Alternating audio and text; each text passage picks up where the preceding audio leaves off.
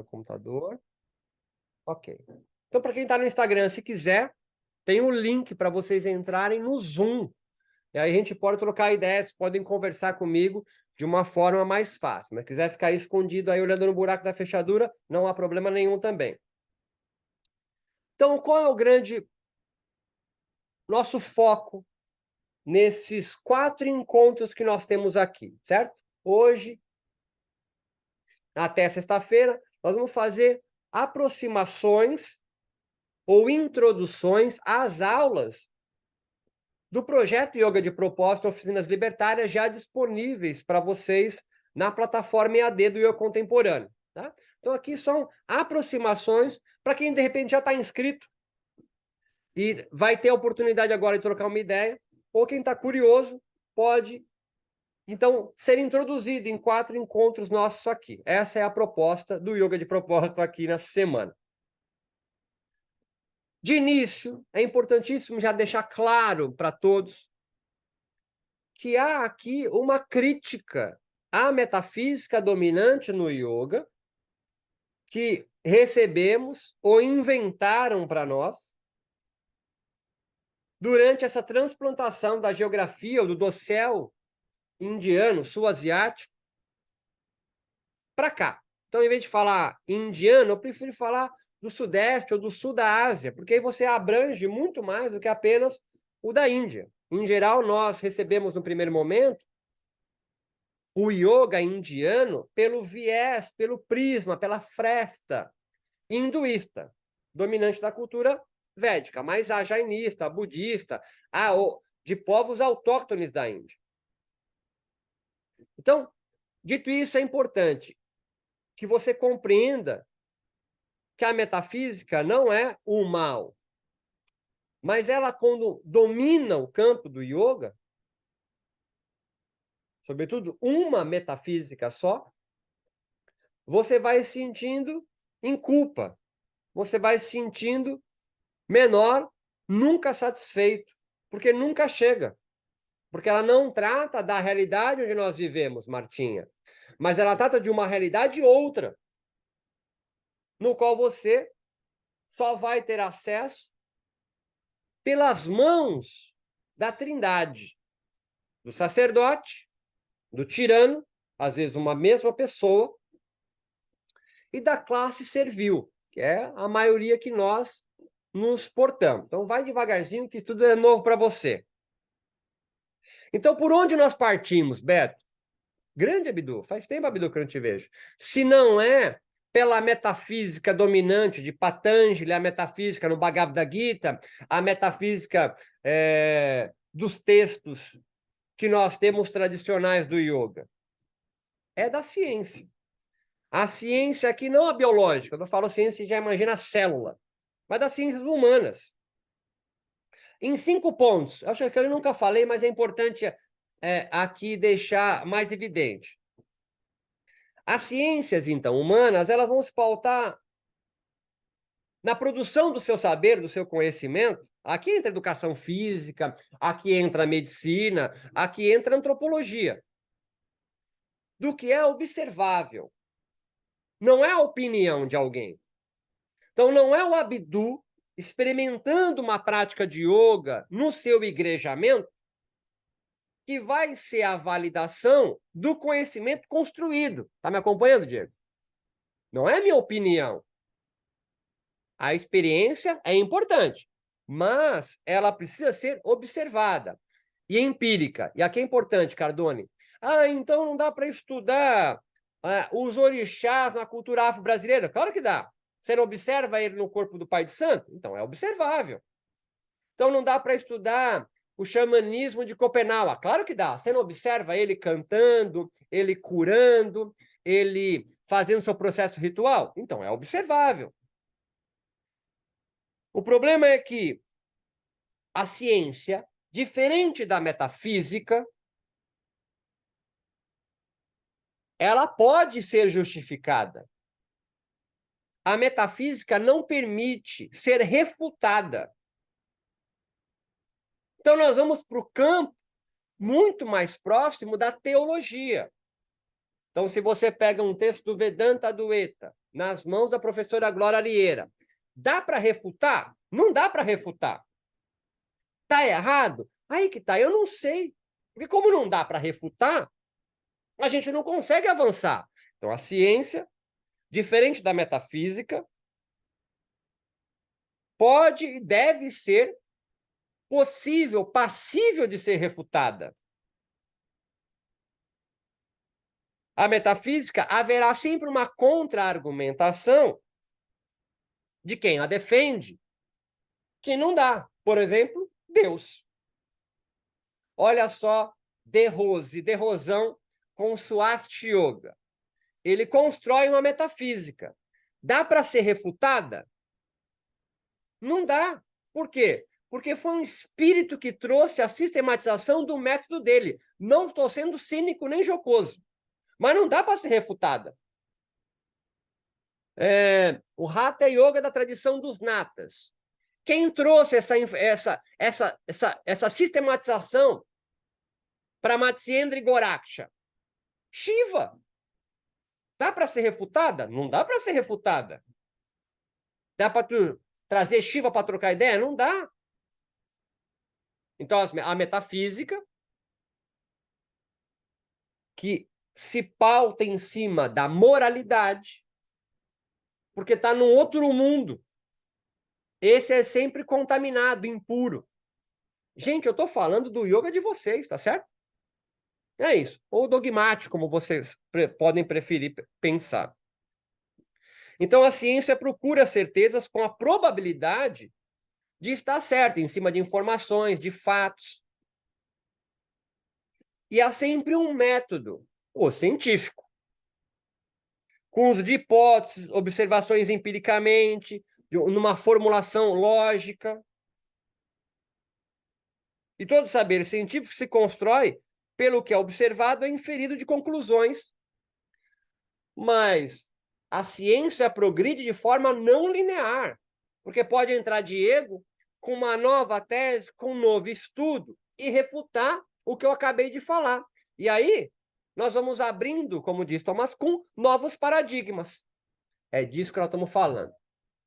Então, quando eu trago aqui, que nós estamos aqui numa crítica à metafísica dominante do yoga, não é para acabar com a metafísica do yoga, mas estou falando, é uma metafísica dominante que te capturou, que não dá para ser refutada. E você, então, vai sendo capturado, conduzido, docilizado para o que eu chamo de igrejamentos do yoga. Você não é mais um aluno, ou se é que um dia foi, mas um discípulo. Então, nós herdamos a transplantação do yoga da Índia para cá. Essa formulação hierárquica. Só que ela vem dissimulada de científica, de filosófica, de terapêutica, mas ela está próximo à teologia. É um problema isso, Beto? Não se você está ligado qual é o jogo. Agora, quando você entra e chama o seu yoga que está baseado em sistema nervoso, como o Caiuti, sei lá, o seu Francisco, ou em neurociência, e você nem acabou o 2º grau, tá ligado? Aí complica a história. Então, o nosso yoga chega muito vestido, vou avançando, dos orientalismos. Eduardo Said. Orientalismo é uma invenção ideal do Oriente construída pelos europeus que colonizam o Sudeste Asiático. Nós vamos construindo esse ideal e nós acabamos nos fantasiando desse ideal. Você anda com um cordão branco de Brahmani, roupa de açafrão, bindu na testa. Sim, você recebeu a iniciação na Índia, talvez. Alguns talvez tenham iniciado isso. Mas quando você é transferido para uma outra cartografia espiritual, como é a latino-americana, você precisa... Olha a Mari Godoy dando um talento no quarto. Agora que eu vi ali.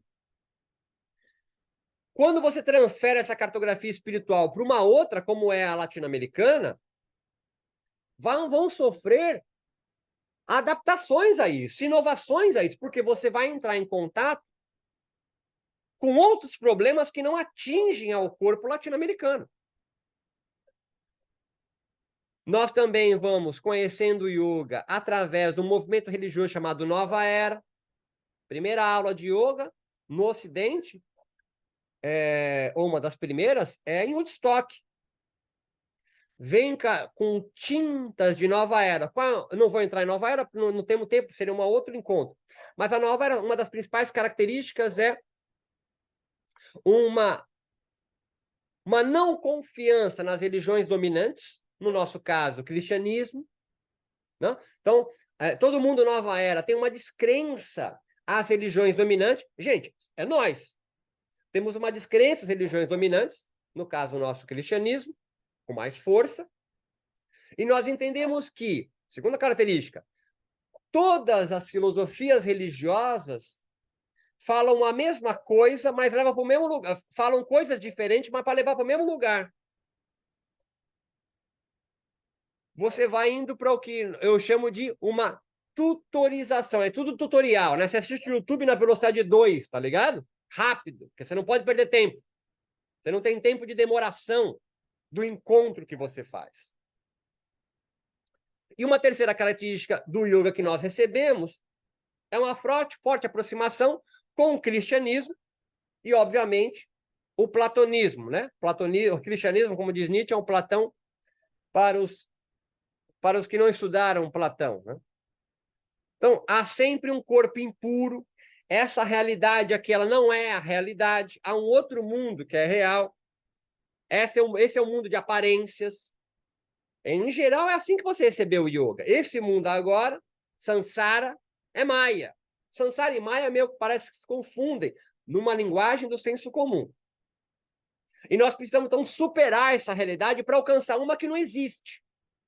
É o céu cristão, é o moksha, é purusha. Eu não estou diminuindo essa construção metafísica, mas você vai acabar trocando a busca pelo céu cristão por moksha, a busca por uma espécie de redenção católica para alcançar purusha.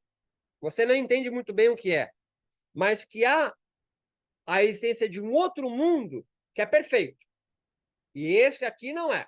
Então, o seu corpo precisa, só como exemplo, ser purificado, seu corpo precisa ser alinhado, seus chakras precisam ser abertos. Há sempre alguma coisa no corpo de Matias em falta. Que se você seguir certinho a cartilha, você vai chegar lá. Galera do Instagram, se quiser entrar no Zoom, tem um link na bio. Você vem direto para cá, a gente pode trocar ideia melhor. Eu identifiquei 2 tipos de yogas, ou de yogares, ou de yoguins, melhor, talvez, que caracteriza a nossa contemporaneidade. Não existiu isso lá na Índia, do Bhagavad Gita. Você não vai encontrar esse yogin em Patanjali. Não vai, porque é uma característica nossa. O primeiro é um yogi que tenta reconstruir um passado ideal que ele imagina, que viveu em Satya Yuga, né, a Era da Verdade, hoje. Esse é um yogi, então, que eu caracterizo como um conservador paranoico. Conservador, porque ele tenta, ou ele se entende como representante de um passado ideal do yoga que ele julga representar. Ele é do Iyengar, ele é do Joyce, ele é dos Natas, ele é do Tantra, da Cachemira, agora, tem sempre algum lugar. Há sempre um lugar ideal que ele se sente representado e todo mundo que é diferente desse círculo está errado. Esse, então, é um yogin que vive num passado ideal idílico, que é um delírio, que talvez nunca tenha existido, e tenta reconstruir no Brooklyn, em São Paulo, em 2023. E é tão delirante, porque se isso realmente acontecesse, ficaria só eu e os homens aqui na sala, e as mulheres iriam para a cozinha, com a sogra fazer chai e chapati para nós. Porque essa Índia, que às vezes as mulheres do yoga tentam reconstruir, ele é extremamente patriarcal e tenta reconstruir uma Índia que é de estamentos, em castas, que é tão delirante, que eu não sei se vocês compreendem, mas todos nós aqui latino-americanos, nessa Índia idealizada do passado, seríamos adivases, seríamos sem casta, certo? Não estou nem levando em conta a questão do gênero ainda, tá certo? Mas nós não somos pertencentes à casta dos brancos. Você não consegue nem se converter ao hinduísmo, porque não é uma religião que permite conversão, como a católica. Você nasce e toda a sua tradição, toda a sua genética, vamos colocar assim, ela é representativa de quem você é. E uma segunda categoria, um segundo tipo. A minha ideia, então, é fazer uma exposição de uns 30, 40 minutos e abrir, tá? Esse, sim, esse é o yogi bem moderno, que eu chamo de o yogi capitalista neurótico. Neurótico de Freud, que está sempre em falta. O paranoico abre o terceiro olho na nuca, tenta viver um passado, então ele aprende uma língua que não existe mais, que é o sânscrito. Não existe mais no sentido, né, usual. O indiano fala hindi, né? Então ele vai ler livro antigo, ele é obcecado por pregar textos medievais, textos antigos, ele tem essa obsessão. Tem estatuazinha de figuras indianas antigas, se sente representante da religião tântrica do século X, né? Ele é um intérprete do Vedanta Advaita de Shankaracharya. Ele tem essa pretensão, como se quisesse voltar para a Idade Média. E o outro é o yoga capitalista, é o yogi capitalista. Este é aquele que tudo que ele toca, ele esvazia de sentido. Característica do capitalista. Capitalista que toca, ele esvazia de sentido. Transforma tudo em um clichê, num enunciado, num tutorial. Tá me acompanhando, não? O yoga capitalista é aquele que pega o yoga, que é gigante, complexo, que não consegue nem definir, que não há um yoga, há vários, e fala, yoga é sistema nervoso. Foda-se. Isso é o yoga capitalista. Ele resume numa frase, num enunciado, num clichê. Yoga é para relaxar. Yoga diminui a ansiedade. Essa é a característica do yoga capitalista, que, por completa alienação ou ingenuidade ou cinismo, ele sabe, mas toca o foda-se, porque é assim, meus alunos querem isso, né? Ele é cínico, ele sabe que não é. Ele sabe que a tradição dele tem um abusador, mas tem a imagem do abusador que ele canta para ele. Está acompanhando, não? Faz púdia. Esse é um cínico. Ou um completo ingênuo. Então, essas duas categorias de yogis, o paranoico, conservador e o capitalista, que está sempre em falta, dominam o nosso campo. E você, Martinha, Kika, Angélica, que se não se assemelhar a eles, você sai fora do mercado. Mas, Beto, como era antes na Índia? Quem eram os yogis antes? Claro, não dá para a gente resumir isso aqui. Mas podemos pensar de uma forma ideal, né, ou categórica, de categorias, que haveria um yogi antigo, antes, um pré-capitalista, um yogi antes da Companhia das Índias Orientais, antes da Europa chegar lá com força na Índia e abrir suas banquinhas de venda. Aquele yogi mokshiano, eu chamo, ou de Kaivalya, aquele yogi que busca moksha. A maneira do yogi que busca moksha? Não. E Patanjali, um texto do século II a.C., no capítulo 3, deixa bem claro, no capítulo 3, que há um yogi que não busca moksha, não busca Kaivalya, ele busca siddhis. Ele é um yogi feiticeiro. Mircea Eliade, num livrinho capinha branca, que provavelmente vocês têm, Yoga, Mortalidade, blá, blá, blá, que é a tese de doutorado dele, lá no final, tem lá os yogis aborígenes, os primitivos, os... Qual é o outro nome que ele dá? Autóctones. Yogis antes de Patanjali transformar o yoga que ele observou num darshana. Está me acompanhando isso, não? O yoga, a partir de Patanjali, ele é considerado um ponto de vista, uma perspectiva da cultura dominante, que é a védica. São 6 darshana. O yoga é um, o Vedanta é outro. É agora, na modernidade, que o Vedanta se transformou na filosofia do yoga. Está compreendendo? Isso é uma construção, isso é um projeto. Um darshana se sustenta de pé sem precisar do apoio de ninguém. Então, há uma perspectiva védica ou hinduísta no yoga, sim, de Patanjali. 196 pequenas frases. Mas também há uma perspectiva, um darshana do Vedanta. E há outros, há o Mimamsa, há outros, Sankhya. Então, há 6 perspectivas.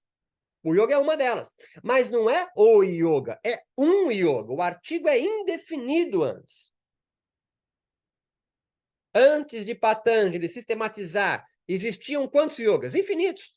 Eles existem ainda. Agori, Vamakari, Kapalikas, esses yogas que eu chamo, ou yogados, não capturados pelo capitalismo, porque eles não foram transplantados para a nossa organização social. Você conhece alguém, Daiane, que pratica meditação no cemitério e anda pelas ruas de Goiás ou Goiânia com uma caveira no pescoço em Piracicaba? Não. Vamakari não foi capturado pelo capitalismo. Está acompanhando, não? Não tem um colar de caveira que vende do lado da geladeirinha de kombucha, onde você faz aula de yoga. Dá risada de nervoso, porque você está entendendo o que eu estou falando. Existe um yoga capturado pelo capitalismo. Esse é o mal, devemos destruir tudo. Não é isso que eu estou falando.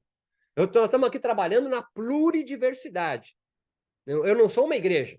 Nós estamos aqui apresentando o cenário do yoga onde vivemos.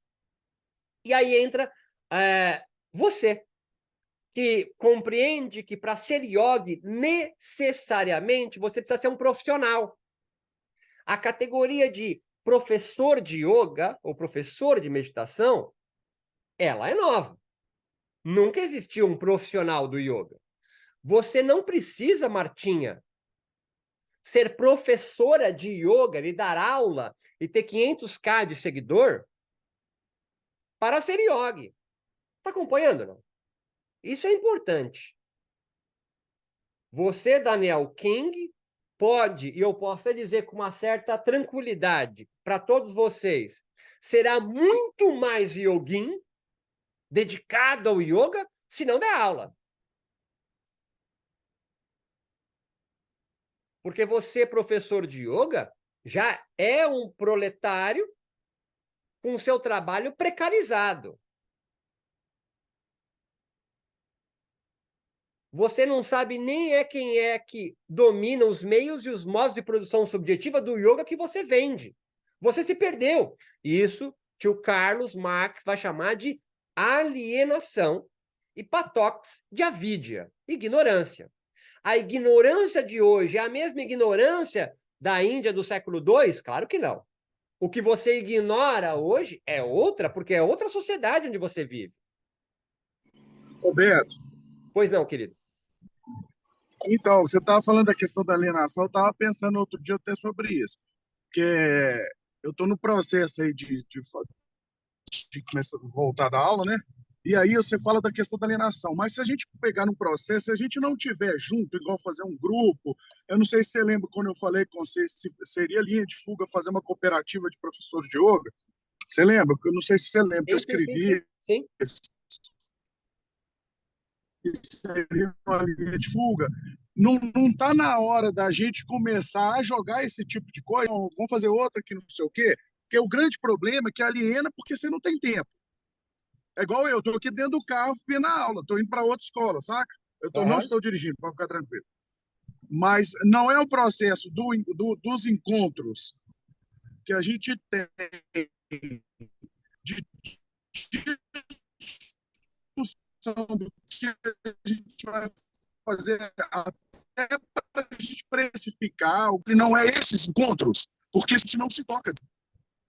Eu entendo o que você quer dizer, Daniel. Ou seja, a pergunta que Lenin fez no início do século XX, o que fazer? É um livrinho dessa finura, disponível em PDF.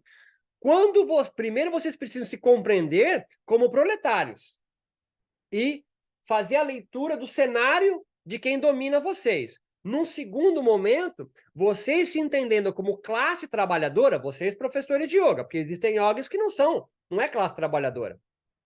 Só fazem. O cara é advogado, professor de educação física e faz sua prática.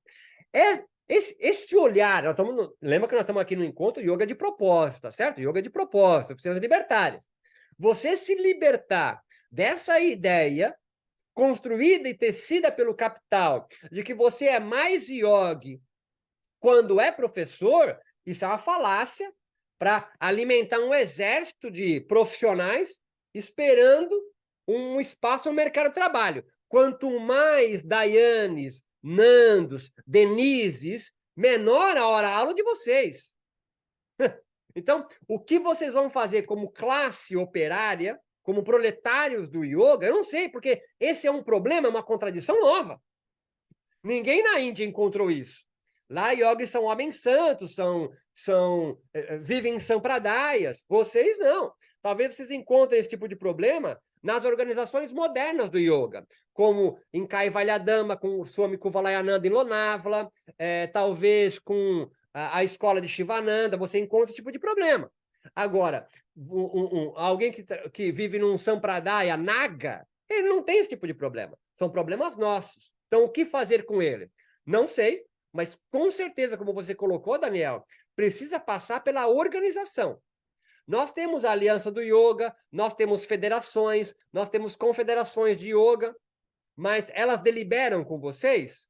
Né? Vocês participam? Você tem espaço para o diálogo? Ou vem demandas, né? Ou em vez de ser locais de diálogo, de discussão, são postos de vigilância e punição de vocês, profissionais.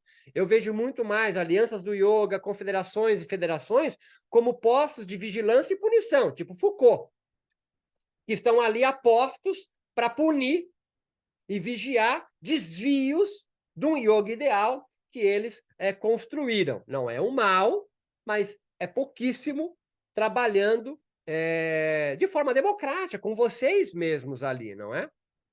Então, só para a gente amarrar aqui, havia, como eram os yogas antes, pré-capitalistas? Bom, existem hoje ainda, né?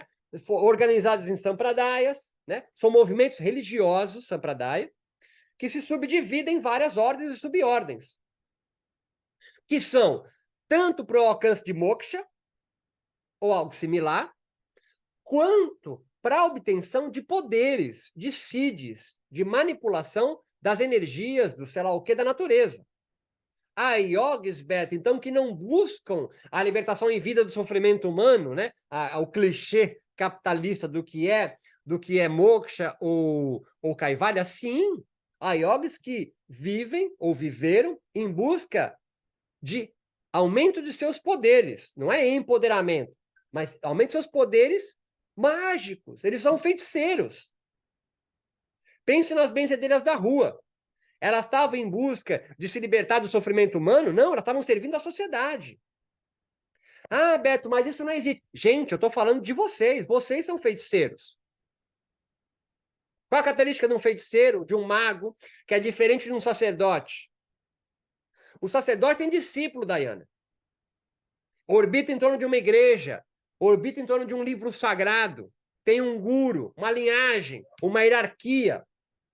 E o mago, o feiticeiro, a feiticeira, ela tem cliente, ela presta serviços, e são 3, de oráculo, olha você que fez a teologia védica, oráculo, de encantamentos e maldições, e de terapia. Vocês são, nessa ótica da ciência da religião, o quadrado que eu estou, que é das ciências humanas. Vocês estão muito mais próximos do afeto hoje, contemporaneamente. Vocês que não fazem parte de nenhum engrejamento. Para a galera que me segue, não é discípulo de ninguém, né? Eu sou herético perto deles. Vocês são muito mais próximos de magos e feiticeiras no campo espiritual do yoga, que prestam serviços de terapia. As pessoas vão buscar vocês para diminuir os fantasmas da ansiedade, os demônios da escoliose, certo? É igual Freud, não é? Você não tem mais espíritos obsessores. Você tem complexo de Édipo. É você que inventou isso, Beto? Adoraria, mas foi Levi-Strauss que comparou a psicanálise com o xamanismo. Não sou eu, Levi-Strauss. Então, a gente pode comparar vocês a feiticeiros completamente. Completamente. Vocês prestam serviço para a sociedade. Alguém vai buscar as aulas da Mari Godoy porque ela ouviu falar que diminui a ansiedade. A ansiedade é um sintoma da organização social onde a gente vive. E ela fazendo práticas de yoga com o Diego Cantu, ela sente esses demônios da ansiedade, do transtorno de atenção, da tristeza que advém da depressão, melhor.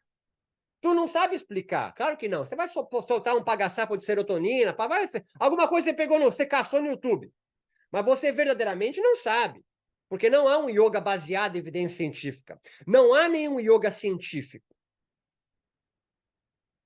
Há sim, Martinha, pesquisa científica sobre algumas práticas do yoga. Mas o yoga, ele extrapola. Ele não consegue ser delimitado como ciência. A ciência é pouco para o yoga.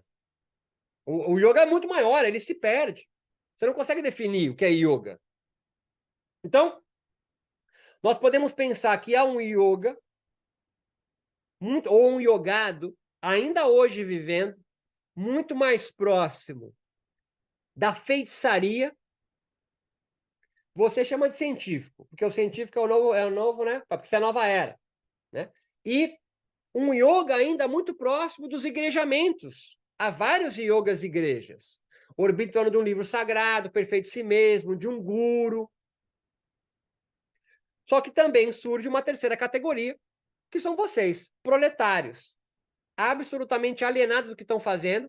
Vocês se pensam... não vocês, são pessoas esclarecidas, né? Vocês não são assim. Se pensam homens santos, mulheres santas, mas são só proletários, como todo mundo.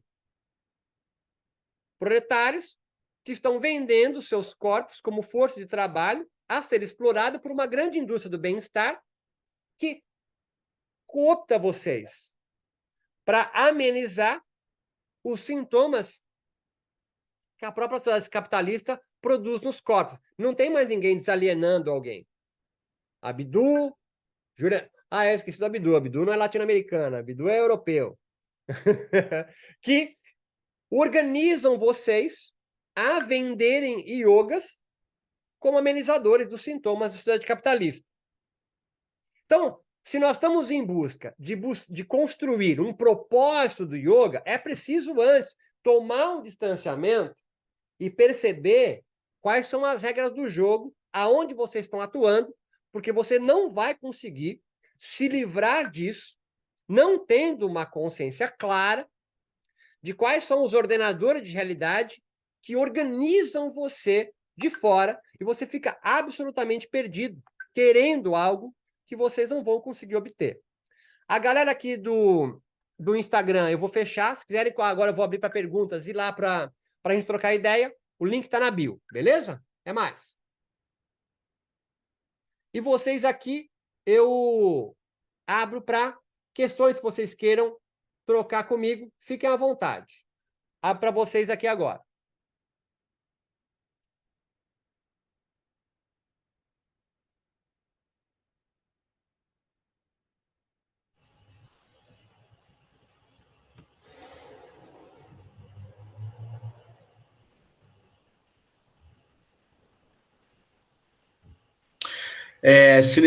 Posso começar? Posso fazer uma Claro, meu querido. pergunta? Claro. Por favor, Nando. Está contigo a palavra. Obrigado, Roberto. Não, eu gostaria de saber da gente, o Daniel, perdão, deixa eu só ver o nome dele aqui, que eu esqueço às vezes o nome. Acho que ele saiu, o rapaz que mencionou aqui também, né? Daniel Reis. Daniel Ele Reis. tá aqui com a gente. Agora eu já vi, já encontrei a janelinha dele.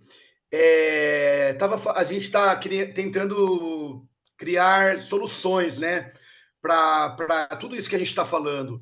E aí o Daniel mencionou cooperativa, encontro, organização. Você mesmo mencionou que o processo é se organizar, né, como professores, como profissionais do yoga, para a gente ter, de repente, uma mesma linguagem para transmitir para a sociedade o que a gente quer realmente transmitir, deixar de ser alienado, né?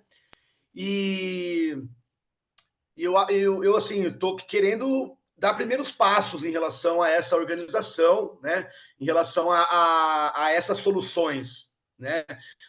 E você é um cara que ajuda muito isso, porque você tem bastante informação, né? Bastante conhecimento, e nos ajuda muito nessa organização, né? Até para capturar pessoas, não capturar, né? Mas descapturar pessoas, né? Para deixar de ser alienado realmente, entender que somos pluritários, né? Palavrinha difícil aí. Trabalhadores. Trabalhadores, perdão. E aí cada um daqui é de um canto, né? Tem da Colômbia, tem da Europa, tem de Piracicaba. Não sei se você mencionou agora a Daiane, se for de Piracicaba também, Daiane, vamos entrar em contato, vamos fazer alguma coisa junto. Não sei se eu entendi direito. O Beto é de Floripa, né, Beto? E cada um é de um canto, mas a gente tem a rede social que nos aproxima, né? Pô, eu quero poder contribuir mais para esse trabalho seu também, Beto. Assim, você como um pioneiro, você está tomando a frente, assim, iniciando a coisa, né? Fomegando, provocando, né? E eu não quero fazer alguma coisa separada, tipo outro rolê, entendeu? Quero poder contribuir com esse rolê, no sentido de desalienar mesmo a galera, pô, parar de vender. Que nem uma coisa que eu não gosto, assim, sabe? Vender propaganda enganosa, né? Vender o que realmente não é, né? A gente tem que vender o que realmente é. E você citou, terminando agora, Beto, não sei se eu estou me estendendo demais. Não, tá ótimo. Mas você mencionou dois tipos você ia mencionar 3 tipos de pessoa, mas eu só ouvi 2, que é do conservador neurótico lá e do capitalista, né? E, cara, eu acho que todos nós a gente vai se identificar um pouquinho com isso, né? E a gente está se libertando disso, né? Para deixar de ser um representante do yoga antigo que ninguém sabe e você se julga né? Ou ir para o outro lado você citou até o Caiute lá, né? O capitalista que põe a mão e transforma num negócio, num produto, né? E muitas vezes perdendo um pouco da essência, né? Da energia, da vibe, né? Bom, acho que é mais ou menos. Não sei se eu fiz uma pergunta, se eu fiz uma reclamação aqui, um desabafo, né, cara? Mas o que você pode falar em cima disso, Beto? Muito bom, Nando.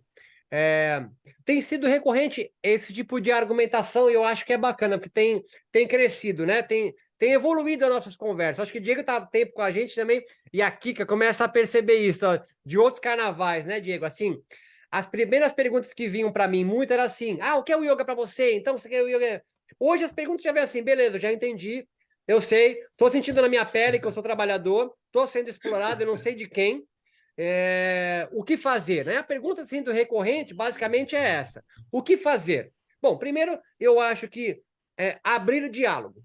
E abrir diálogo não é abrir diálogo com os seus clientes. Não adianta você abrir a aula, tá ligado? E você quer passar isso para os seus alunos. Eles não querem isso ainda, eles não desejam isso. Então, eu acho que o primeiro passo é vocês, professores, vocês proletários, vocês trabalhadores do yoga, se conscientizarem que vocês estão trabalhando, vendendo yoga. Agora, como vender o yoga sem esvaziá-lo de sentido?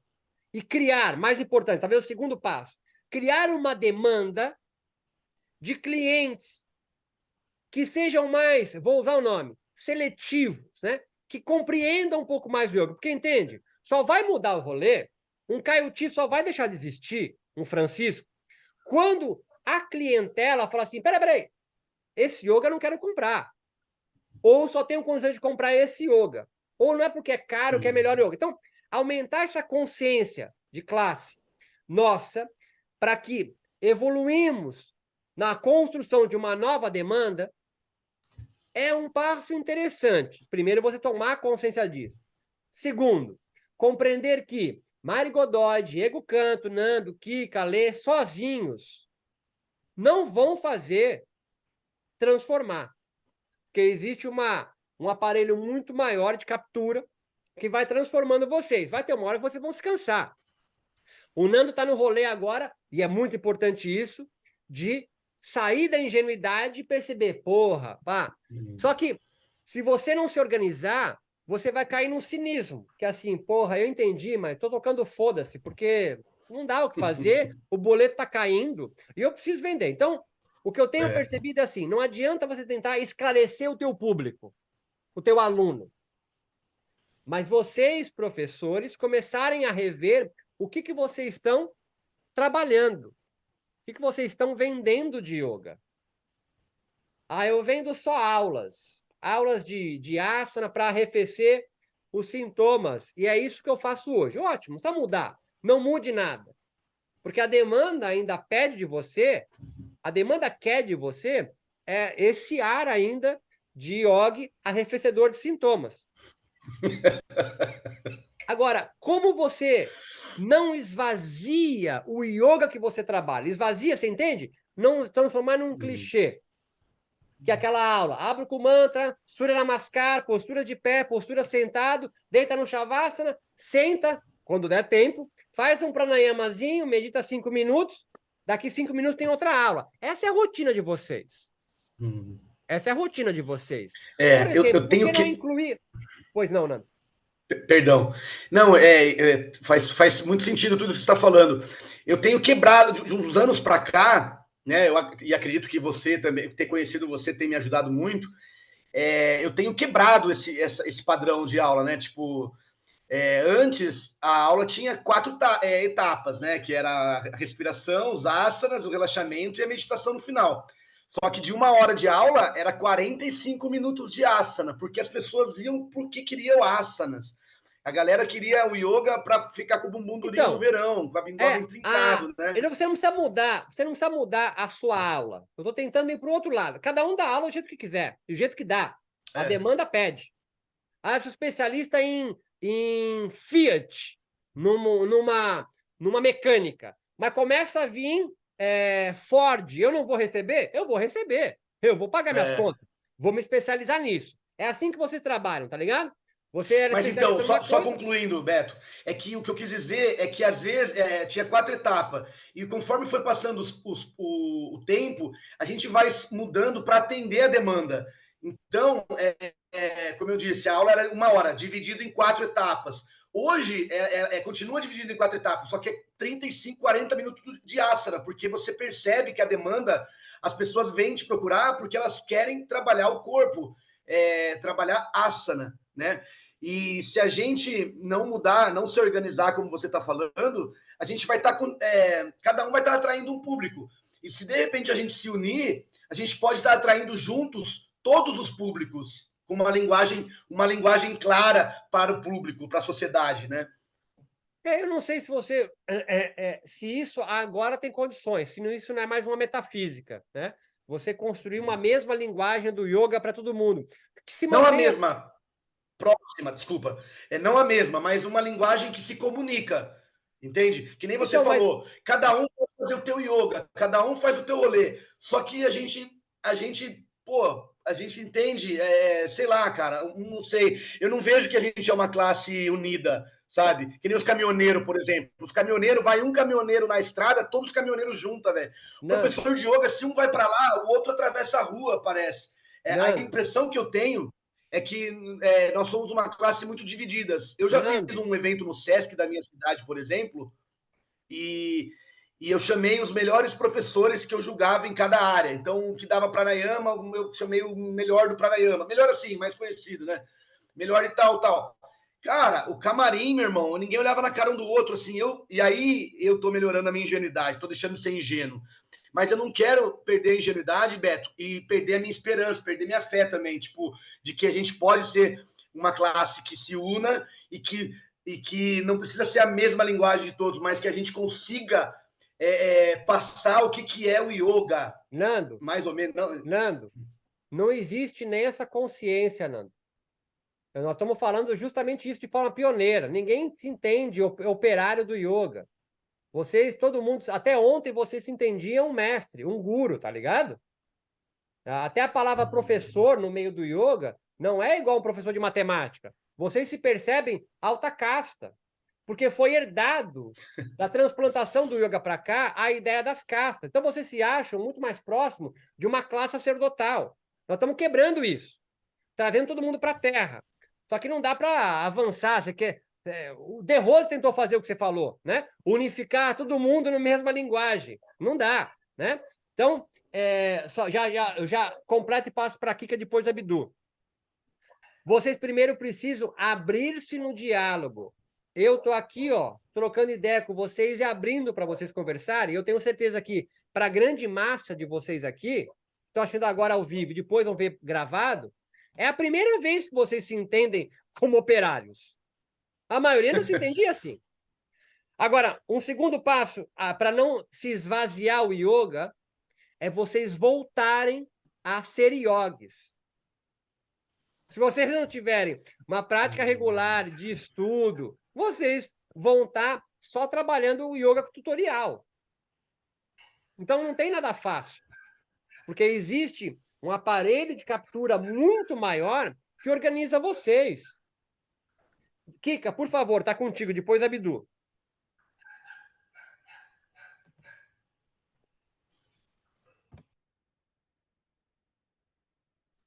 Oi, pessoal. Oi, Beto, bom dia. Bom dia. A fala do Nando, né, é bom que provoca bastante, né? Que a gente está num grupo, eu acho que a gente quis, estudando o Beto, vai fazer. O grupo que a gente criou fez 1 ano em maio. E é legal essa a empolgação do Nando, né? Não, a gente vai ter que se organizar e tal, mas aí é mais legal ainda, que aí a gente vê que tem que botar em prática aquilo que a gente já estudou lá no grupo de estudo, né? Não é assim a transformação, né?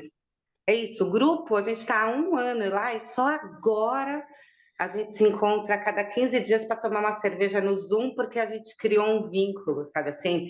O Anderson está lá lá em Campo Grande, onde é mesmo? Lá em Goiás, lá com a Lê. Tá com a Lê. Vínculo, cara, vínculo demora, né? Vínculo, eu dou aula para criança e fico muito incomodada, assim, no Instagram tem muita propaganda, ai, domine seus baby, né, em balé, baby class, as criancinhas de até 5 anos. Domine seus babies em 4 semanas. Caralho, 4 semanas ela não sabe meu nome. Ela me chama de tia, sabe assim? Ela não tem vínculo nenhum comigo. Eu acho que a primeira coisa a gente já está fazendo, que a gente já está todo mundo lá que pensa diferente, no mesmo grupo, podendo discutir. Que aí vem outra coisa que rolou naquele grupo com o Beto, né? Que a gente tem o grupo sem o Beto. Vai ter o grupo com o Beto.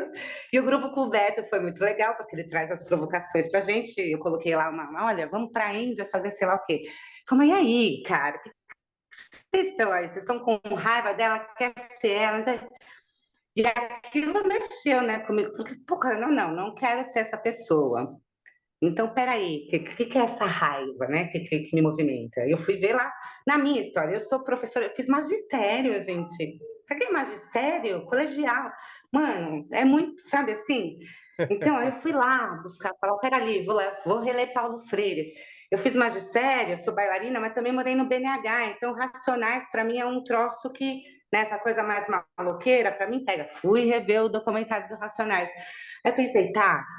E ambos diziam, tanto Paulo Freire quanto Racionais, que essa raiva ela é necessária, porque senão, se eu não estou sentindo nem ela, é sinal que eu não estou sentindo nada, e é isso que os poderosos querem.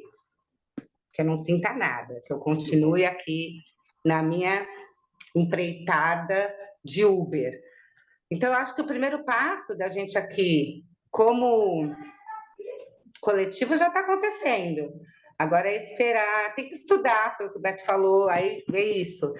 A raiva me fez querer voltar a ver onde eu estava, estudar. E por que eu não largo o Beto? Porque é isso, ele me incomoda ali, ele vai mexer num lugar onde falar, não, peraí, eu vou ter que parar para refletir, sabe? É isso, o estudo constante. E aí, Nando, te trago assim, não é só o yoga que faz isso. Eu fiz uma visita com a escola no Museu de Arte. E a professora de artes da escola, das crianças, falou exatamente o que a gente aprende no yoga, assim, que esse lugar, no caso lá era arte, né? É para te tirar da porra do cotidiano que te faz um escravo que não faz você enxergar. Você para um momento para ir lá no museu e olhar a florzinha abrindo e fechando e falar, ó, e ali você vai ter um negócio, sabe? Não sei o quê, cada um vai ser atingido de uma maneira.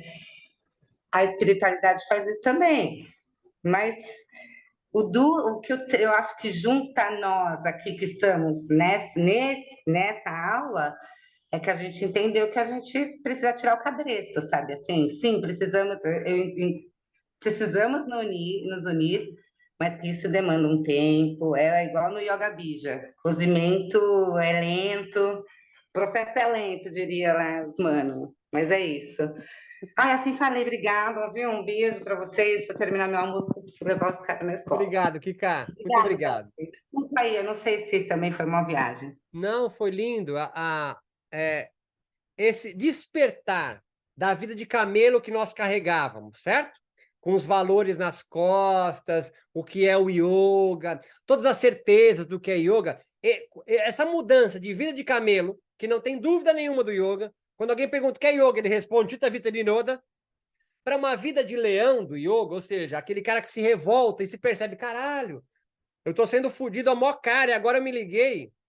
É necessário também depois fazer a transição do leão para a criança e voltar a se espantar, voltar a ser ingênuo, Nando. Mas agora, munido de novas terras. Então é necessário uma demoração. Sem diálogo, essas organizações vão cair, sabe em quê? Autocracias. A demoração exige que o diálogo vá estabelecendo, né? Porque a maioria de nós aqui não consegue, volto a dizer, nem se perceber capturado, se acha que é MEI. Eu trocando ideia com o Uber, que eu voltei no sábado, e ele brigando porque existe uma turma querendo colocar o Uber como CLT. CLT, Abdu, é tipo contrato mesmo, né, de trabalho. Pá. Ele estava brigando com isso. Não, porque agora eu sou livre. CLT eu não sou livre. Eu falei, não, tiozão. No CLT você vai ter médico, paternidade, você tem um monte de direitos. Como MEI, você acha que é livre. O yoga é a mesma coisa. Você acha que está livre, mas você não consegue dar um passo fora do seu quadrado que vem estruturas de vigilância e punição para acabar com você. Abdu, por favor, traga o ar da Europa para nós aqui. Consegue ouvir, professor? Consegue ouvir-me? Perfeitamente, Abdu. Pronto, convém estar antes, que o fio é grande. Obrigado pela tua presença, viu? Obrigado pelo convite. 3 ideias. A primeira ideia tem a ver com Uber. Então, o professor apanhou um Uber de carro, há pessoas que apanham Uber de avião, outros apanham Uber de helicóptero. Nós, em Portugal, temos um ditado, cada macaco no seu galho. Então, eu, neste momento, quando alguém me vem falar de asana, primeira aula, segunda aula, um bocadinho do asana, mas depois é a ideia do pescador. O peixe já cá está, agora vamos começar a falar de pranayama, começar a falar de meditação, que essa parte nos interessa, porque para nós yoga é meditação. Então, eu discordo um pouco com a ideia de continuar a promover um yoga mais físico e, pessoalmente, para mim, faz sentido pegar nessas pessoas, workshop, não no fim da aula, mas tem que ser um horário separado, ou workshop, ou hoje vamos ter uma coisa diferente, podemos usar a ideia muscular, não, já cansámos muito o corpo durante 5 dias, agora parar um dia e vamos respirar. E aos poucos, tal como um buffet, a pessoa começa a experimentar outros sabores do yoga que talvez viciem mais do que ginástica. Segunda ideia, na Lusófona, nós tivemos uma reunião para falar sobre a Universidade Lusófona de Lisboa, tivemos uma reunião para falar sobre yoga e houve 2 reuniões. A primeira reunião foi com profissionais do yoga, como nós, os trabalhadores, por assim dizer, e na segunda reunião foram apenas escolas. Portanto, nós automaticamente fomos excluídos. Então surgiu a ideia dos mais esquizo-iógicos minoritários aqui em Portugal de pensar em sindicato, porque os trabalhadores organizam-se em sindicato, quer seja siderurgia, quer seja pizzaria, quer seja Uber, faz sentido talvez um dia. E uma terceira ideia, para concluir, para não demorar muito tempo, é dizer o óbvio. Chateiem mais o professor, façam lives com eles, que ele aceita tudo. É meia-noite aqui, eu ligo o Instagram e estou a ver o professor Roberto a fazer live com alguém que nunca vi na vida e está a falar sobre yoga. Portanto, pode ser uma ideia, como a Kika diz, para beber a cerveja virtual, pode ser uma ideia para chegar a novas margens. Obrigado. Obrigado, Abdu. Eu acho que você colocou algo interessante junto com a Kika, que talvez deixe alguns de vocês agoniados, ansiosos. Não tem uma fórmula, gente. Eu não estou segurando uma fórmula que eu vou passar no quarto encontro. Não, não tem fórmula. Já te passo, Gabi. Gabi também está europeia agora. Mas é como o Yoga Ninja. O Yoga Ninja, aqui no Brasil, tem um Mídia Ninja, né? Uma mídia alternativa, né? Ou um Yoga MST, Movimento Sem Terra. Não há uma fórmula, sabe? Vocês podem se reunir e montar um coletivo tipo cooperativa de lixão, por exemplo, né? Que todo mundo pedra. Ou também vocês podem trabalhar cada um isolados, produzindo yoga e sendo distribuídos numa rede própria. Vocês podem trabalhar como se fossem acampamentos de yoga, como Perifi-Yoga. Perifi-Yoga é um projeto na Bahia que dá aula de graça nas praças. Como que eles ganham a vida? Com doação da galera. Ou como o Anderson faz em Tocantins. Ele também dá aula de graça. Estou falando para dar aula de graça. Eu não estou de graça aqui também. Mas eu estou falando ideias. Ele dá aula de graça, mas ele capta do Estado grana para poder servir a população com aula de yoga, fazendo editais. Essas são algumas possibilidades, dentre tantas outras, que podem vir a surgir, mas precisa vocês se reunirem para ter tempo de conversar e trocar ideia de possibilidades. Agora, sempre haverá o yoga da Campelo, do Cantu, da Denise. Não vamos tentar trabalhar com a ideia de homogeneizar todos os yogas numa única linguagem, porque isso é um caminho ao contrário do que nós estamos falando, porque você vai construir um igrejamento, que cada um tem a sua linguagem, cada um pensa da sua forma, mas como yogar no mundo capturado pelo capitalismo, sem esvaziar ele de sentido, transformando o yoga tipo sabão em pó, né? Tem o Omo, tem várias marcas, mas é a mesma coisa ali dentro, sempre num formato de tutorial. Eu não sei, sabe por que eu não sei? Porque nunca existiu, gente. Nunca existiu.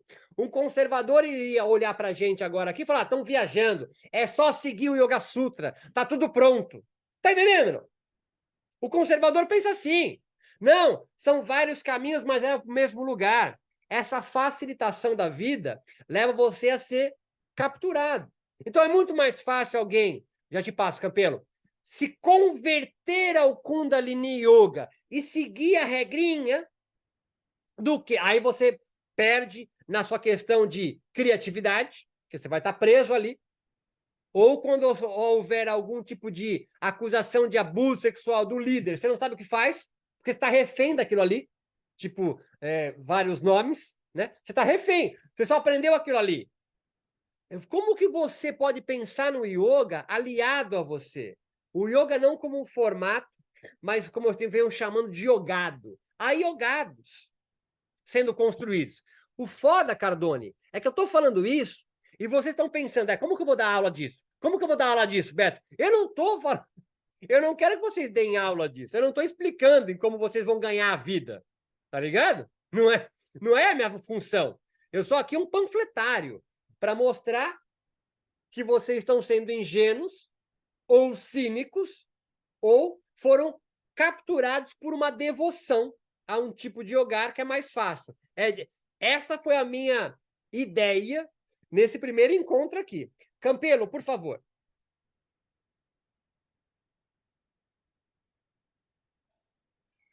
Boa tarde, pessoal. Boa tarde, Beto.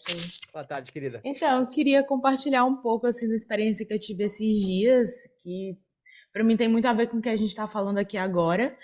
Esse final de semana eu dei uma aula num festival aqui em Portugal e eu tinha me planejado super para dar essa aula, assim, né? Tinha montado tudo certo, toda a estrutura da aula.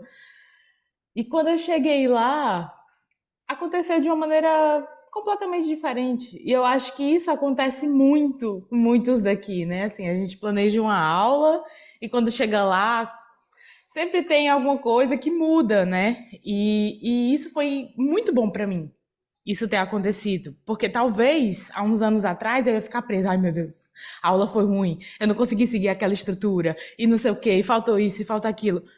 Mas também existe um outro lugar onde você permite isso fluir, né? E você perceber como é que tá o corpo daquelas pessoas que estão ali, como é que tá a receptividade, como é que tá o campo que se criou naquilo, e você vai usando a prática como a caixa de ferramenta que o Beto fala, né? Eu acho que essa liberdade, que essa coisa da gente sair da estrutura tem muito a ver com a caixa de ferramenta. E a caixa de ferramenta ela só existe se você estudar e se você tiver prática, né? Porque aí você consegue usar isso no seu cotidiano e no dia a dia.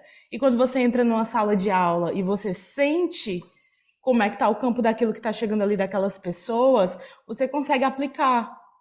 Então, isso para mim está sendo muito legal, assim, me permitir a usar essa caixa de ferramenta de acordo com o lugar onde eu vou, porque há um ano atrás eu dava aula no Brasil.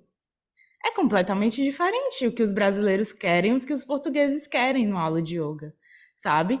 E aí você ter esse jogo de cintura e fluir sem dar asana, de logo de primeira, que é o que eles querem, que não é o que eu quero também, né? Então, assim, trazer a experiência do yoga é muito interessante, sabe?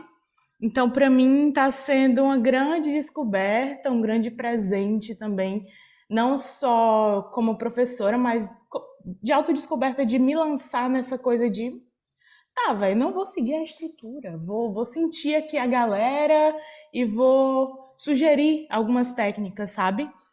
Tá sendo muito bom. E o retorno que tá vindo também tá sendo muito interessante. Então, é esse retorno que eu tô, assim, me segurando mais e pensando, pô, tá, talvez aquela galera lá da Aliança do Yoga não ache legal que eu tô fazendo isso. Talvez a minha comunidade do Kundalini Yoga não goste muito do que eu tô fazendo, mas os meus alunos estão gostando. Então, sabe, é isso que importa. Eu tô gostando também.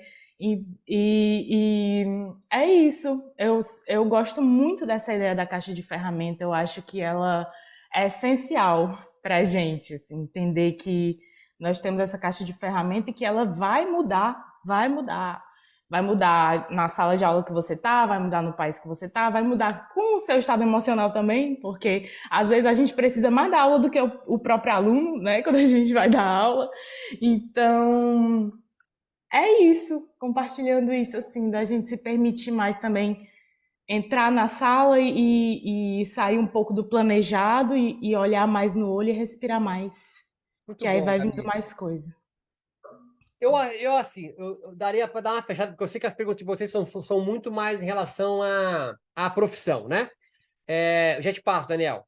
Eu só, com a fala da Gabi, me veio isso na mente, assim. Talvez a pedra de toque, a virada, primeiro, seja você voltar a ter tesão em dar aula. Por quê? Quando você é capturado pelo capitalismo, você acaba perdendo tesão em dar aula.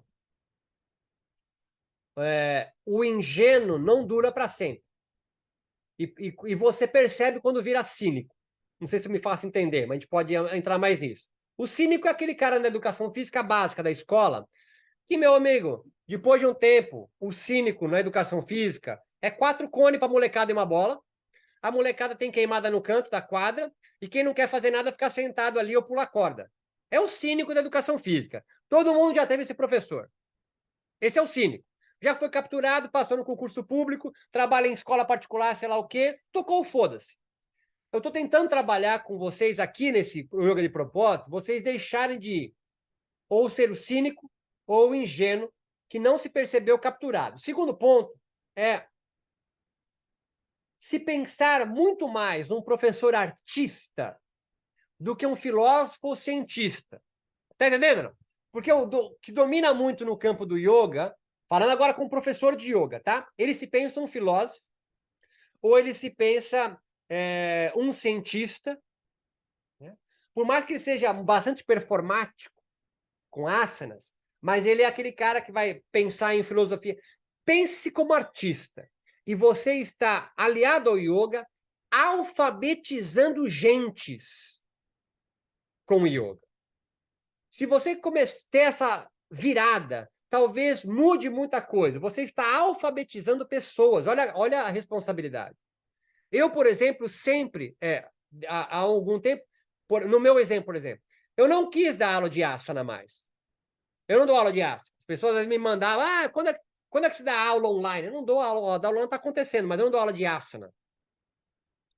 Porque é um mercado já saturado. Todos vocês aqui dão aula de asana.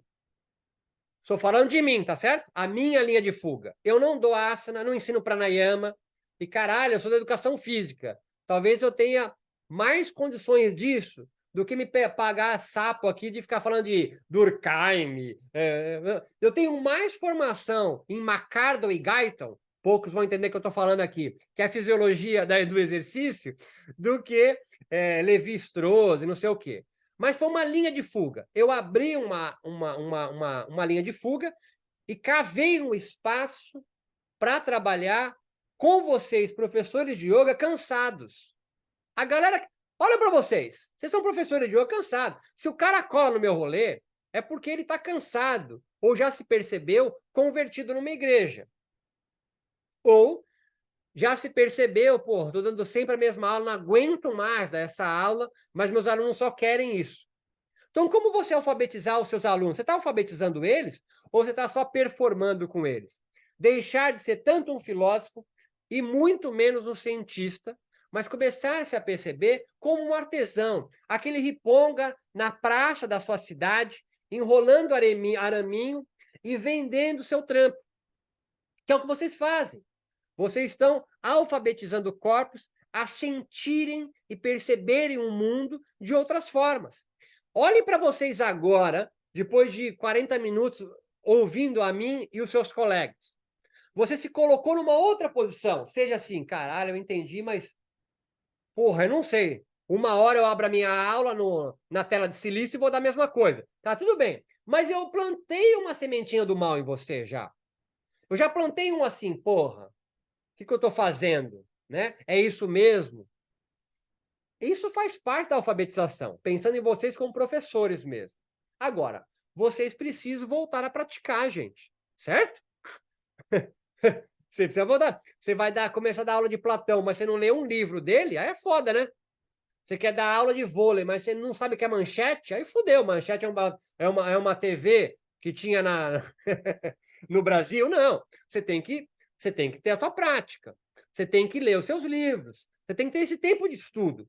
Se você Não, eu vou ser professor. Vai ser professor? Tem que estudar. E para estudar para quê? O que faz o professor? Um professor alfabetiza. O que é alfabetização? É você ensinar aprendendo, aprender ensinando. É você ouvir o seu aluno. É ouvir a galera. E não se colocar como alguém, porra, perfeito em si mesmo. Porque aí você se aproxima do sacerdócio. E aí tudo bem.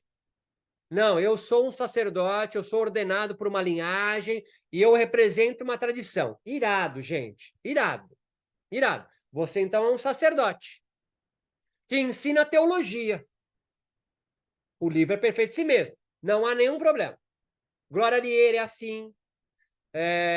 De Rosão se comporta assim também. São teólogos. Qual é a ideia que a Glória Lieira trouxe para o mundo do yoga? Nenhuma. Certo? Ela só interpreta texto. Ela não trouxe nenhuma ideia nova. Tudo bem? E um papel fudido que ela faz. Qual a ideia Pedro Kupfer trouxe para o yoga? Nenhuma. Foi discípulo do De Rose, depois discípulo do Joyce e agora discípulo do Dayananda. Ele representa, ele interpreta os textos. O que Marcos Rojo trouxe de novo para o yoga? Ele tem uma sensação de mestrado em neurologia. Irado. Mas ele é mais um representante. Você é o quê? Essa é uma pergunta interessante. Daniel, por favor.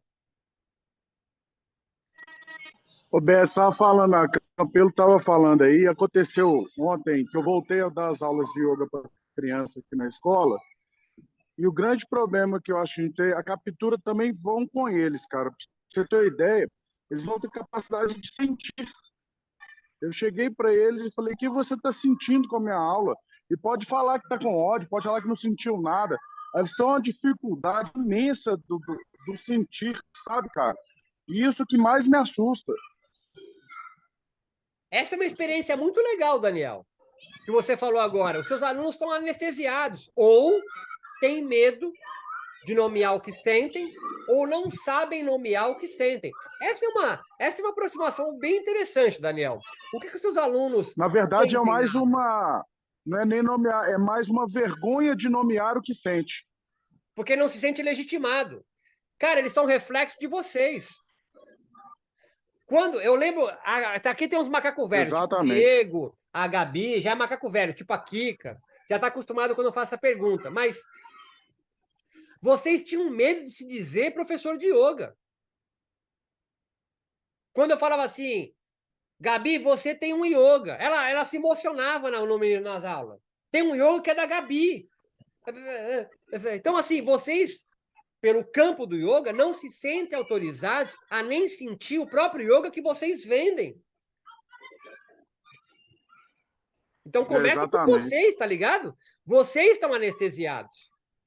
Daiane, às vezes, não consegue pensar que o yoga dela é maior do que o de Patanjali. Olha como isso bate em vocês. Olha como isso bate em vocês. Vocês não se sentem autorizados a se pensar que há um yoga em Cardone tão foda quanto a tradição dos natas. Ela não se permite isso. Não é que ela não se permite. O mundo atropela ela. Eu tenho um exemplo aqui em casa. Mila Derzete tem um yoga restaurativa. Se é bom ou se é ruim, não é essa a questão. Mas ela inventou um yoga. Yoga marginal do Tainá, volto a dizer de novo. Perif Yoga, com Mato Xavier em Bahia. Tem o Paulo Vasconcelos, que trabalha com morador de rua e craqueiro aqui em Florianópolis. Eles inventaram um jeito de dar yoga. A minha esposa forma os usuários do CAPS em yoga restaurativa. Está entendendo isso, não? Usuários do CAPS, esquizofrênicos, todos medicados, eles são professores de yoga restaurativa. Sabe que uma das alunas falou? Por que você não começa a dar aula de yoga e ganhar uma graninha? Não. Yoga não é para trabalhar. Está entendendo o que ela falou, não?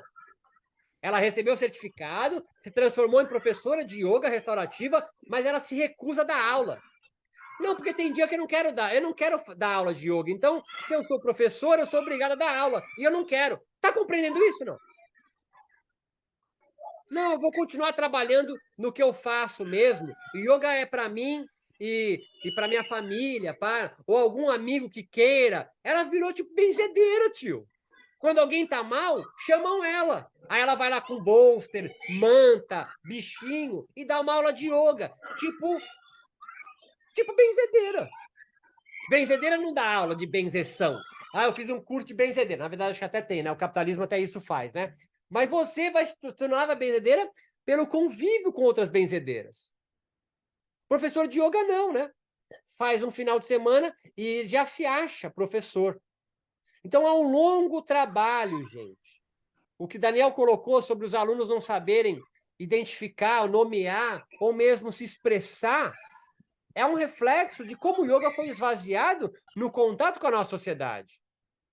Seja o yogi conservador, abriu o terceiro olho na nuca, porque é um passado que nunca vai chegar, então ele nunca vai se sentir completo. É um yoga sempre vendendo plenitude, mas em corpos que se sentem sempre incompletos. Ciclo vicioso. Ou capitalista, que a cada moda que surge, alguns de vocês estão pensando em fazer um curso do Caiuti. Certo? A maioria de vocês aqui, duvido que tenha só um curso de formação de yoga. Muitos de vocês têm 2, 3, 4. A minha esposa se formou, sei lá, acho que em 4 cursos de formação. A demanda pede. A demanda pede. O que vocês vão fazer? Menor ideia, porque se eu disser o que Diego deve fazer, o que Nando deve fazer, vou virar o guru. E eu tô fora disso. Como a Angélica comercializa o yoga dela, não sei.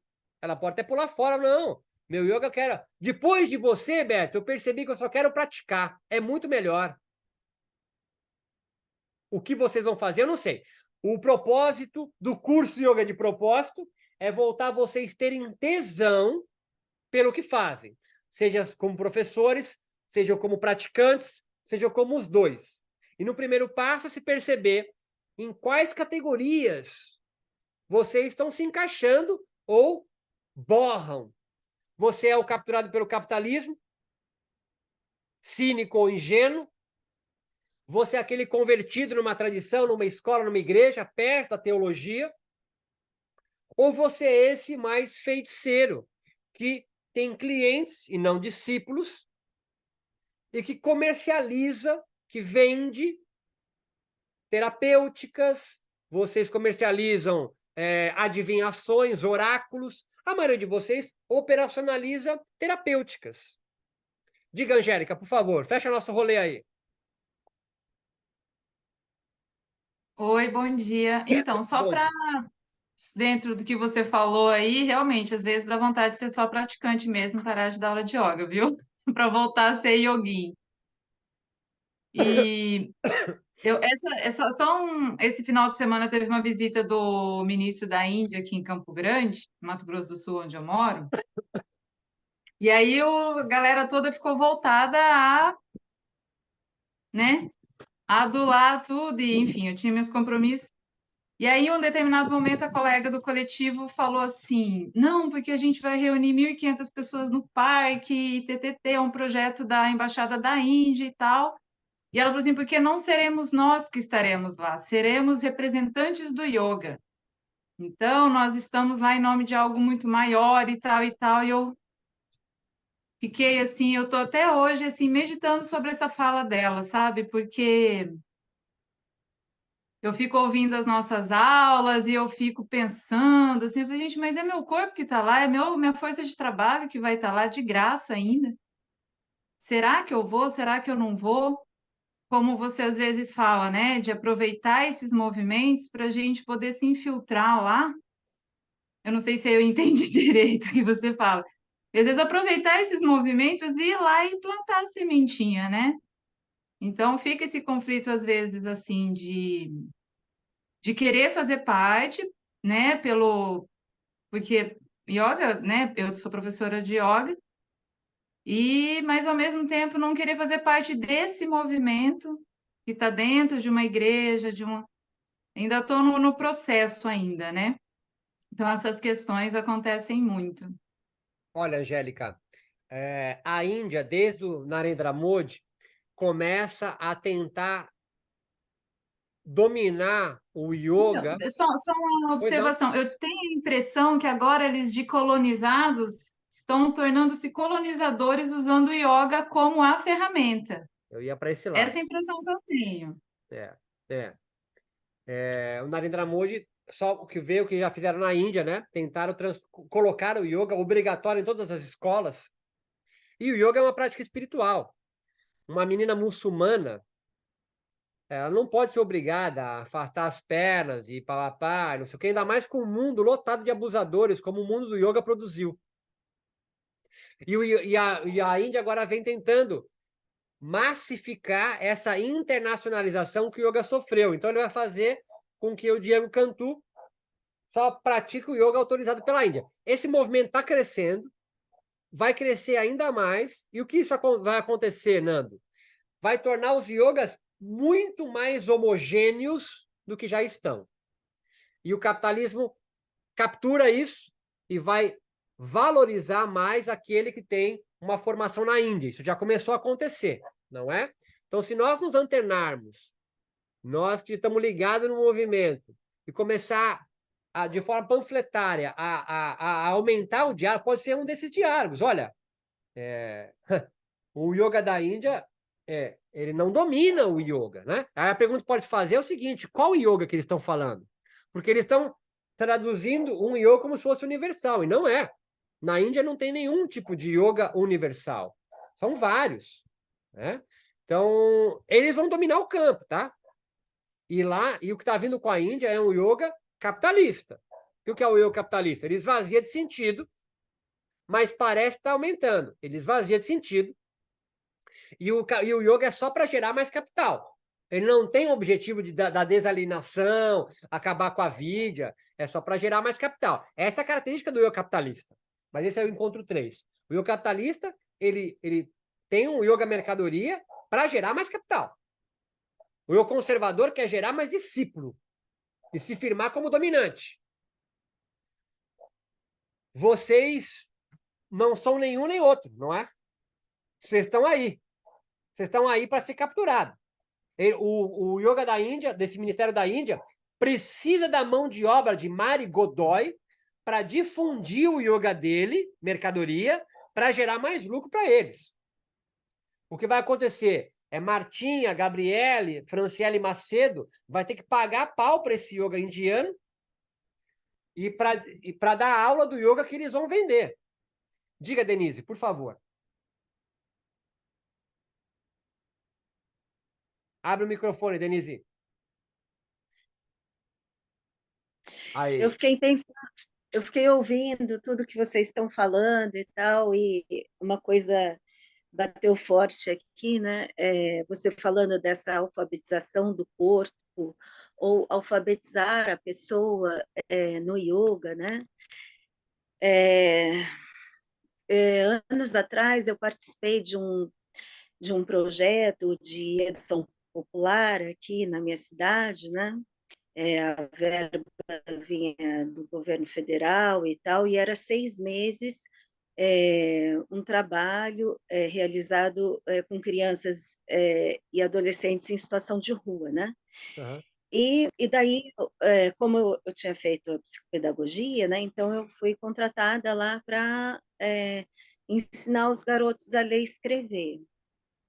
Não consegui, foram 6 meses. Aprendi muito mais com eles do que talvez eu pude dar, né? Eles trabalhavam numa oficina de papel artesanal e com a venda, né, desses produtos tal, eles ficavam um período estudando, outro período na oficina, recebiam alimentação e na época ganhavam R$ 60, né, por mês. Tinha uma assistente social que trabalhava comigo, assim, mas assim, as coisas que eu ouvi, o que eu tentei colocar para eles. Então, eu falei, não, nada de letra, de palavra. Não, vamos lá. Então, a gente trouxe o filme Veja Essa Canção para a gente conversar depois. Fomos ao parque jogar futebol. Um dia eu mostrei a música do Chico Buarque para eles, né? Daí eles falaram, esse é velho, é careta, não sei o que. Eu falei, é. Eu falei, então escuta aqui, Geni e o Zeppelin. Eles, nossa, no começo eles me chamavam de dona, né? Daí, assim, depois eles falavam pelo meu nome mesmo. Nossa, que irado e tal. Daí a gente começou a conversar de música e, e daí acabamos falando do Raul Seixas, não sei o quê. Daí um garoto falou assim, ele escreveu essas músicas porque ele estava loucão, tal, né? Porque ele usava droga, não sei o quê. Eu falei, não, quanta gente que usa aditivos já usa droga e não produz o que ele produziu. Então eu tentava colocar algumas coisas, né? Porque histórias que eu escutei, né, de uma garota lá, não dá para falar aqui e tal. Ela voltou para a oficina e a psicóloga teve um trabalho lindo, assim, de todo mundo poder aceitá-la, né, de volta. Nós nos reuníamos com as famílias e aí a gente queria muito resgatar, porque tinham crianças ali também, né, que ficavam trabalhando ali na feira, ou no semáforo e tal, E assim, desses pais, pelo menos no final de semana, brincarem um pouquinho com eles. Então, a minha companheira lá resgatou brinquedos que os pais faziam na infância e eles puderam fazer lá na oficina junto com as crianças, levaram esses brinquedos para casa. Puxa, foi tanta coisa que eu ouvi de histórias ali. Eu não ensinei nada, eu aprendi muito, muito, muito, muito. Aí eu tentava trazer coisas bem diferentes, eu consegui trabalhar com eles um mito da caixa de Pandora. Sei lá, eu ia fazendo assim à medida que a gente ia rolando a coisa, né? E eu penso que o yoga talvez tenha que ser dessa maneira também. E, e eu tenho uma ideia, né? Eu não sei, queria ter a opinião de vocês. Assim, eu fiquei muito impactada quando eu fiz algumas oficinas poucas no SESC, de eutonia, né? Eu senti muito mais numa aula de eutonia o meu corpo do que no yoga. Senti o pelo na pele, o tecido na pele. O dia que a gente trabalhou o tema pele. Aí outro dia a gente trabalhou o tema mão. Outro dia a gente trabalhou o tema caixa torácica. Aquilo foi muito forte, assim, para mim. Umas aulas com bambu, umas coisas muito diferentes. Eu falei, nossa, eu podia tentar unir. Eu quero, mas acho que tenho que fazer essa formação de eutonia, né? Eutonia com yoga, porque nenhuma prática me sensibilizou tanto sensorialmente quanto a eutonia. É isso que eu queria dizer. Muito bom, Denise. Esses tipos de diálogos que aí, quando eu falo de abrir diálogo, né? Abrir o diálogo com os seus colegas, né? Professores de yoga, para essas experiências, né? As ideias vão surgindo de linhas de fuga criadora para novos modos de existir aliado ao yoga. Você deixar de pensar o yoga como um caminho e pensar o yoga como um aliado com uma caixa de ferramentas lotado de técnicas para você poder trabalhar com o coletivo. A gente sai sem saber quem é um coletivo e quer alfabetizar. Não, você primeiro tem que conhecer a galera que você está trabalhando. Não é aquela galera que está do outro lado que abriu um celular. Né? Você tem que conhecer a vida deles. Para o yoga auxiliar na desalienação deles. O que vocês estão passando por aqui comigo, né, com todos nós aqui, é yoga, Katsu. Certo? Essa Eu percepção. acho Pois não, Denise. incrível, assim, eu acho incrível, Beto, né? Faz alguns meses, né, que eu te acompanho e tal. Como que você consegue conhecer cada pessoa? Que lindo isso. A gente nunca se viu presencialmente, né? Assim, algumas pessoas talvez já tenham conhecido você e tal, mas eu acho muito lindo isso. Como você conhece cada aluno, o seu jeito, a sua ideologia. Bem bacana isso, você Obrigado, Denise. conseguir isso. Obrigado. É raro alguém me elogiar numa live. Eu fico agradecido, Denise. Obrigado. Gente, é isso. Acho que a gente passou bastante do tempo já.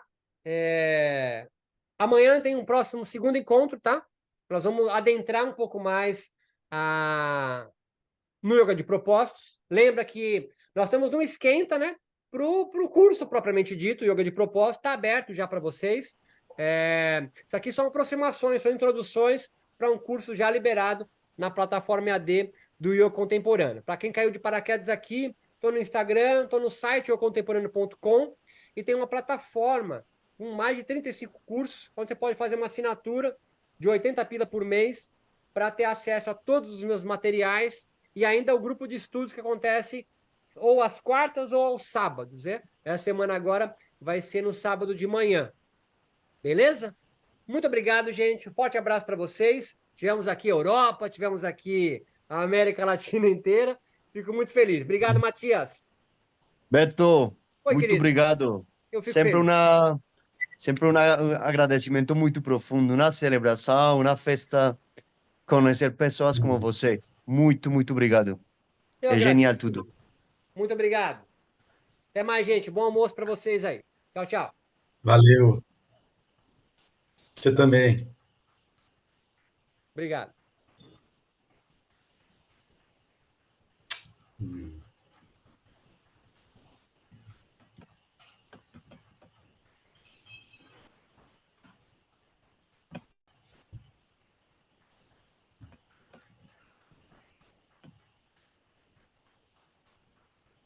Tchau, Kika. Tchau, Bidu.